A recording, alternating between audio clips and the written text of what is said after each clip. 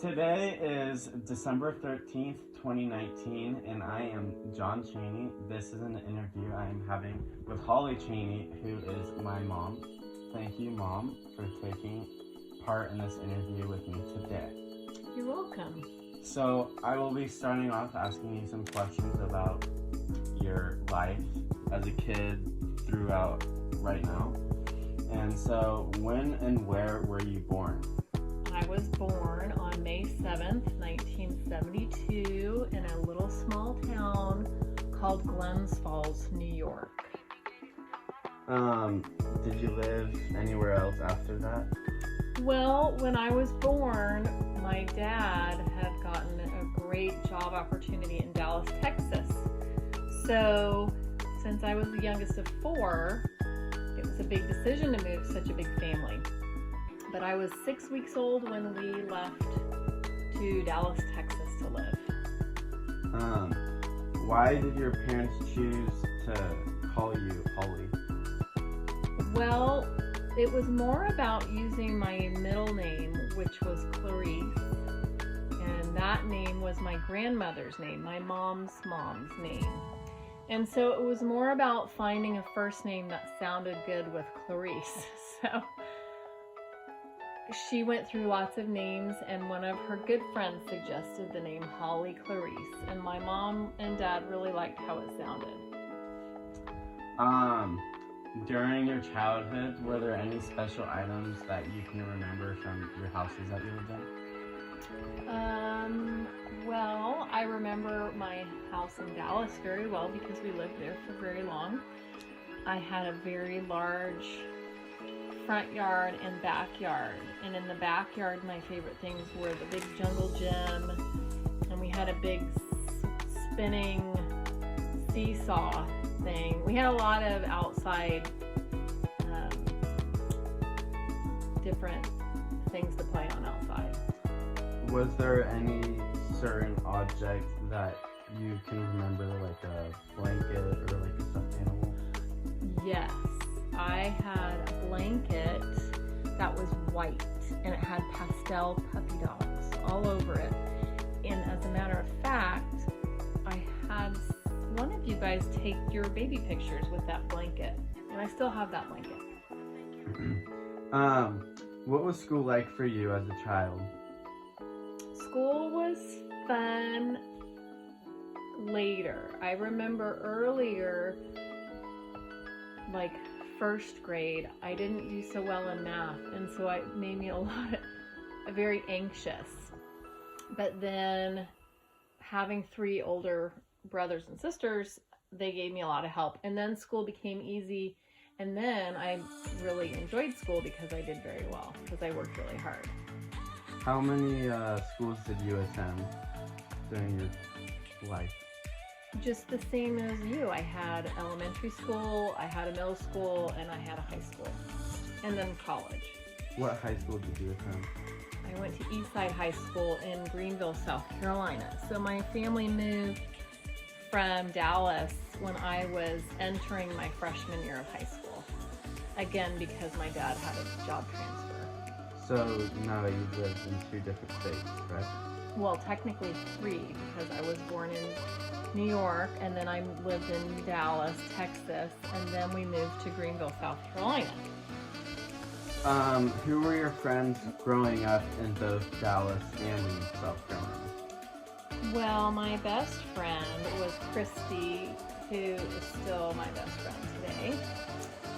We've known each other since we were 2. Our brothers were friends, and so when our brothers would play, our moms would get us together because we were 2 years old, and then mostly soccer friends.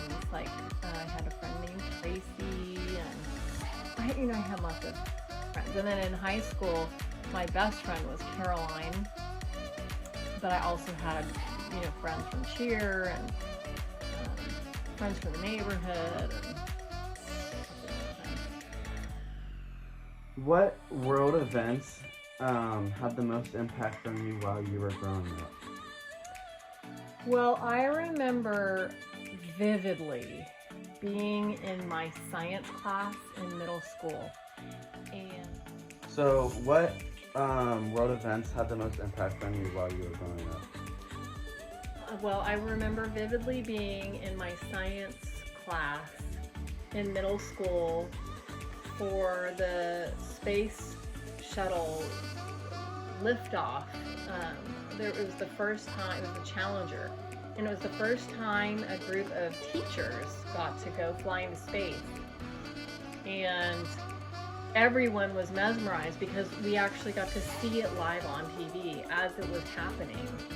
And while we were all excited and watching this rocket shoot, through the air, all of a sudden the whole thing like blew up, and teachers started to cry and students started to cry because we just basically watched everyone die on live TV, and it was horrific. What were your reactions when you saw the big rocket explode? I was shocked. Was there any sense of thinking like, what if that was me on that ship? No, because I would never go on a ship. Your father might, but I wouldn't. It just was traumatizing. It was very sad because they were teachers, like the teachers that we see every day, and they had families, and it was not what anyone was expecting at all. How is the world today different from when you were a kid?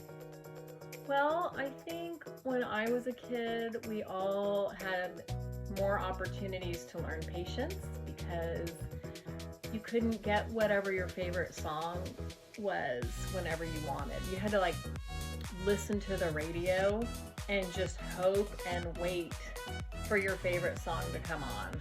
And when it came on, it was special. And when, also, we had to wait for our TV show. Every week, we couldn't record it. We couldn't, if you had soccer practice too bad, you were going to miss the show because there was no way, otherwise. So you would always make it a point to be home on Tuesday at 6:45 if your show was on at 7, but most of the good shows were on at 8. And there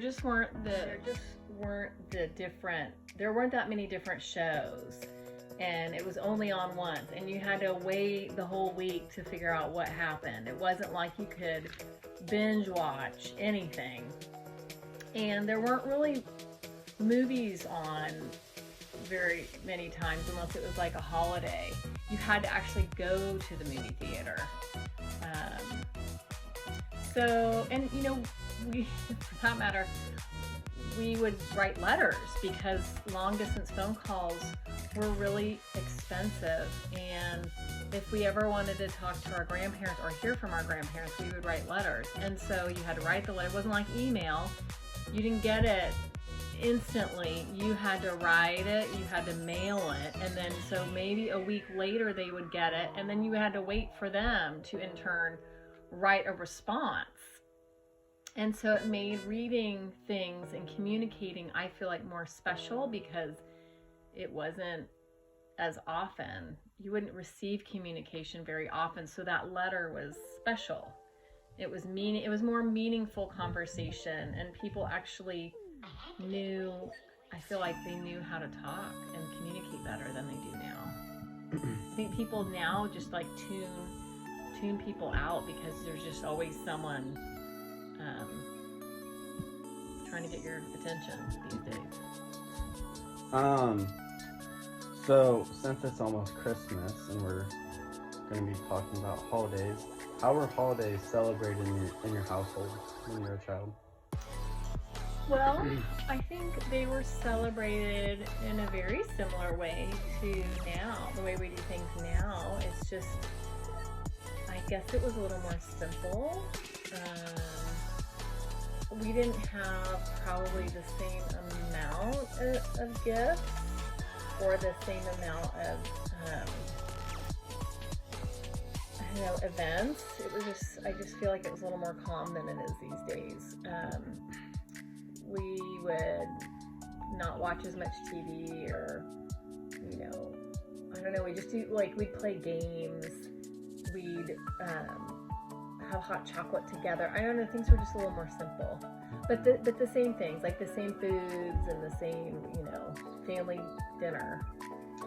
Was Halloween a big holiday? Like, would you guys go and trick or treat? Yeah.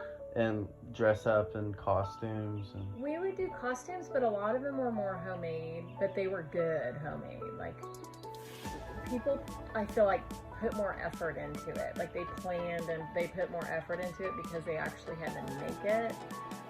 So. What was your favorite candy that you would get when you would go trick-or-treating? Oh, gosh. I don't think I had a favorite. We didn't eat a lot of candy, so Halloween was special because we actually got a lot of candy. So I wasn't really picky. Although I did used to like Snickers, and I also used to like something called whatchamacallit, which is a candy bar that was super good. So, growing up, you were born in New York, and then you moved to Dallas, and then high school you moved to South Carolina. And so where did you attend college? I wanted to go home to Texas, so I decided to attend Southern Methodist University in Dallas, where I grew up going to a lot of those games. So. And is that where you met your spouse? It is. When and how did you meet your spouse? I met your father in January of 1992. And we were all gathered in a large parking lot because we were all getting on buses to go to parties because it was bid day. And bid day is when all of the fraternities and all of the sororities hand out bids or invitations to new members. And so everyone goes to, actually, I think at the time we were going to South Fork Ranch, which is a famous ranch, that a show called,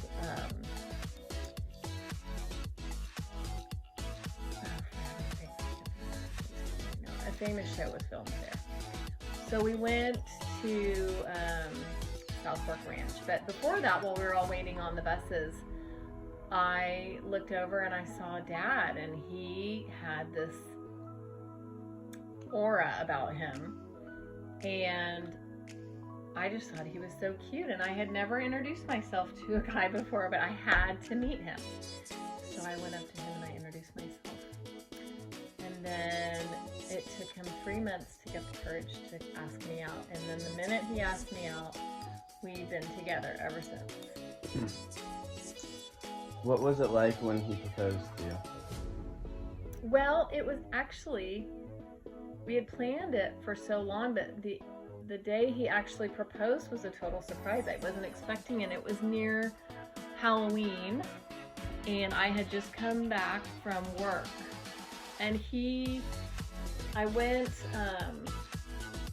me that he wanted to cook dinner for me, which was really great because I had a really long, hard day at work. So he decided to come over and cook dinner for me, and he had candles everywhere, and I was so focused on this crummy day of work, and I was telling him all about how stressful it was, and talked about it, and then had this great dinner, and I felt so much better because we always have so much fun together. And then he asked me if I wanted a piece of gum, because it was after dinner, and I was like, sure, I guess I'll have a piece of gum. And so he handed me a wrapper that was a super bubble gum piece of gum, and I was feeling it going, oh my gosh, he gave me this smushed piece of gum. Like, it didn't feel like a piece of gum. So I opened it, and it wasn't a piece of gum, it was my ring. And I turned to look at him, and he was down on one knee, and I was shocked because I was totally not expecting it on that day. What would you guys do on dates when you would be hanging out with each other? Well, we walked a lot together. We would go on walks together. We would go get an ice cream, or we would go get a cup of coffee, or we'd go get dinner and a movie. I don't know, we did lots of different things. We go shopping together. We did everything. Is there any specific day where you had the most fun with Russell? Well, I would say when we went on a trip over spring break together in Jamaica. And that was definitely, first of all, it was so much fun, but second of all, that's when we decided we were definitely going to be getting married. So that was a monumental trip. What do you believe is the key to a successful marriage? Well, I think you have to have love and respect for each other. And I think you have to have a common foundation. For Dad and I, it's our faith.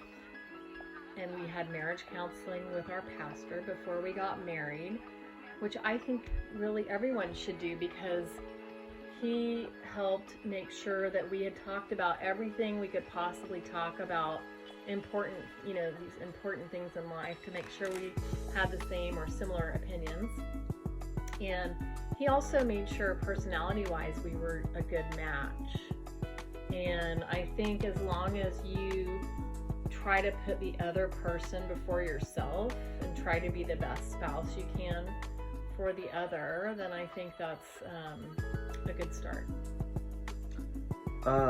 Going back to you getting proposed and everything, your wedding day, is there one certain remembrance that you have of that day? Yes. I remember being with my dad when my bridesmaids had gone down and the doors had shut, and it was just my dad and I.